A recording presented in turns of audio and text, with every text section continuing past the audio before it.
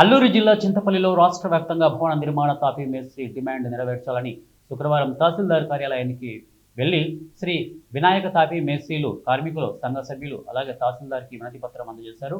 ఈ సందర్భంగా యూనియన్ నాయకులు మాట్లాడుతూ జీవో నెంబరు 12, 17 రద్దు చేసి భవన నిర్మాణ సంక్షేమ బోర్డును పునరుద్ధరించాలి. పెండింగ్లో ఉన్న 46,000 క్లెయిమ్లను పరిష్కరించి నిధులు మంజూరు చేయాలి.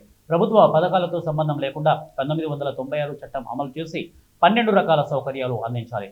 సంక్షేమ బోర్డులో కార్మిక సంఘాలకు ప్రాతినిధ్యం కల్పించాలని అన్నారు. బోర్డు అన్నది కూడా లేకుండా జరిగిందనేసి మాకు తెలిసిన నాయకులు చెప్తున్నారు. పేపర్ స్టేట్మెంట్లు కూడా మేము చూస్తున్నాం.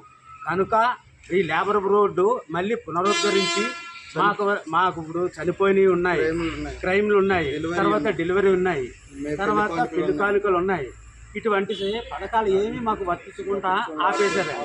అవన్నీ మళ్ళీ మాకు పునరుద్ధరించి మాకు రావాల్సిన రాయితీలు ఇవ్వాలనేసి మేము ప్రభుత్వాన్ని తెలియపరుచుకున్నాం. ఇదే విధంగా మేము ఎంఆర్ ఆఫీస్ వారికి కూడా తెలియపరుచుకున్నాం. ఎంఆర్ గారితో కలిసి తెలియపరుచుకున్నాం.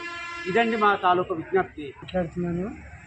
మన ఆంధ్రప్రదేశ్లో అలాగే మా జిల్లా అల్లూరు సీతారామరాజు జిల్లాలో కూడా ప్రతి కార్మికుడు కూడా అన్యాయం జరిగింది. గతంలో మరి డెలివరీకి కానీ చనిపోయినప్పటికి కానీ ఏదైనా ప్రమాణకారంలో కూడా మాకు ఇవ్వడం జరిగేది. మేము నూతనమైన వస్తువులు అడగట్లేదు, మాకు ముందుయే మాకు అమలు చేయమని మరి గవర్నమెంట్కి మేము అడగడం జరుగుతుంది. మరి ఆ ముందుయే కాకుండా మరి నూతనమైన మా గవర్నమెంట్ ద్వారా ఆదాయాలు అనేక బడ్జెట్. తాపీ సంఘం ప్రెసిడెంట్ నేను.